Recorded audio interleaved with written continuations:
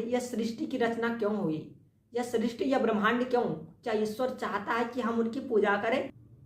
मैं भी दुखिया ना रहूं, जगत दुखी ना हो,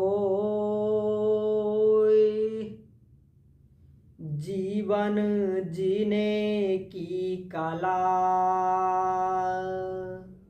सत्य धर्म है सोई। नमन है आप सबों को हमारा। आज की इस वीडियो में हम जानेंगे कि यह परमात्मा और यह जो आत्मा है, यह दोनों अलग है अथवा दोनों एक ही है। एक भाई ने हमें कमेंट किया था, अक्सर मैं कमेंट का रिप्लाई जहाँ तक होता है मैं करता हूँ। तो उन्होंने पूछा था आत्मा और परमात्मा अलग अलग है, तो मैंने कहा बिल्कुल। तो फिर उन्होंने कुछ कमेंट किया कि नहीं, ये दोनों एक ही है। तो बात ये है यहाँ पर कि कुछ बाद चलते हैं, ये द्वैतावाद अद्वैतावाद, तो इसमें कुछ हो सकता है इन सबों का। देखो, अध्यात्म जो है ना, और खास करके आत्मा और परमात्मा का जो विषय है, या वाणियों में इतनी सामर्थ्य नहीं कि इसको पूर्ण रूपेण से यहाँ पे वर्णन कर सके। ये तो केवल और केवल अनुभव का विषय है मेरे बंधु। यहाँ पर वाणी कार्य नहीं करती, फिर भी चलो वाणियों के द्वारा कुछ समझने का प्रयत्न करते हैं और इतना रिक्वेस्ट करते हैं कि अंधविश्वास में ना पड़ो। शास्त्र वेद भी गलत नहीं है, अंधविश्वास में ना पड़े। और शास्त्र वेद भी जो भी है, शब्दों की जहाँ तक सीमा हुआ उन्होंने रख दिया, और उससे अधिक जानना है तो केवल अनुभव है, वहाँ वेद भी फिर नहीं, क्योंकि शब्द ही नहीं तो फिर वेद कहाँ से। तो यह जो आत्मा है ना, यह क्या है, यह अल्पज्ञ है। अल्पज्ञ कहे तो अल्प ज्ञान वाला, थोड़ा ज्ञान वाला। परमात्मा कहे तो सर्वज्ञ, सब कुछ जानने वाला। अंतर है ना। दूसरी बात, यह जो परमात्मा है यह सदैव आनंदित रहता है और इन्हें दुख छू नहीं सकता, और यह माया में कभी नहीं पड़ता, इनका पतन नहीं होता। लेकिन ये जो आत्मा है ना, इसका पतन भी होता है, यह माया में भी पड़ता है। यूं मानो यह आत्मा जो है ना, क्या है, एक खाली बर्तन की तरह है।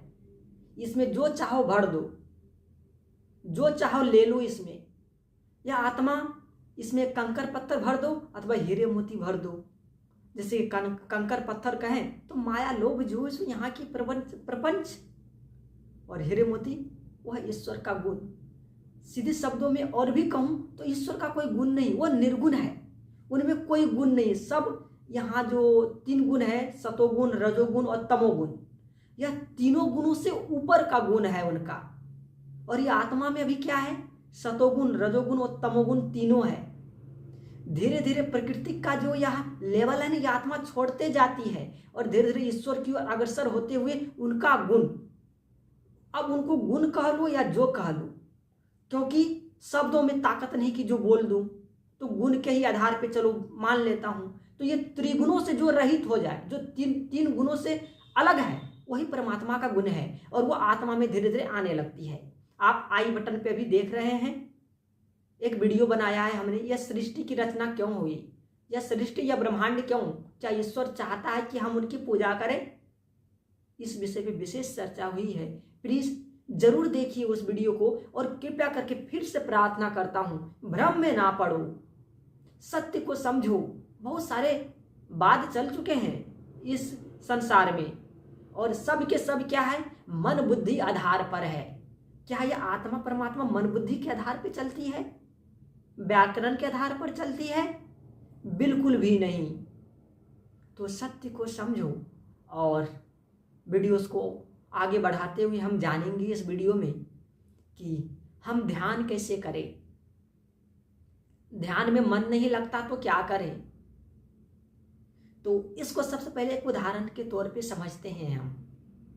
जैसे कि एक छोटे से बालक होते हैं घर में, 6 महीने साल भर के, वो अपने पाँव पे खड़े भी नहीं हो पाते। वो क्या करता है, चलता है, 2 डेग चलता है, गिर जाता है।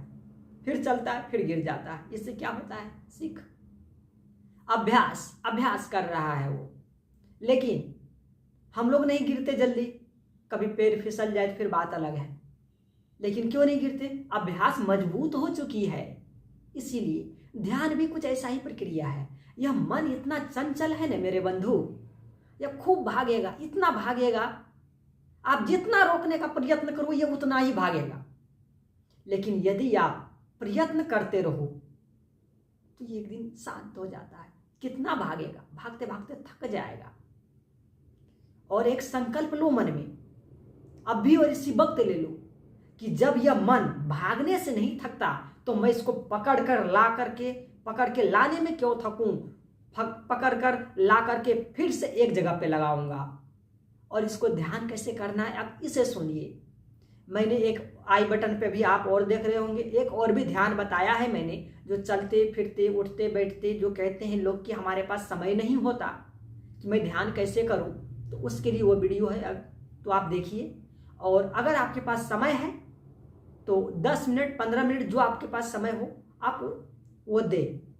कैसे ध्यान करना है? आप बैठ जाएं और हाथों को कुछ ऐसे रखें, एक हाथ के ऊपर दूसरी हाथ और अंगूठे को सटा लें। किसी भी आसन पे आप ऐसे करके बैठ जाओ, ठीक है?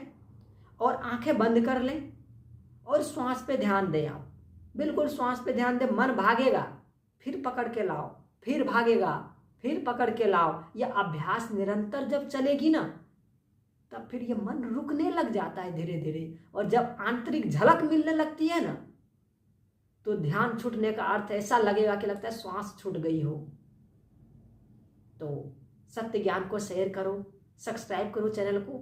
मैं लाइव भी आना चाहता हूँ, लेकिन ये सब जो प्रश्न है ना आप सबके मन में, मैं अच्छा खासा क्लियर करना चाहता हूँ।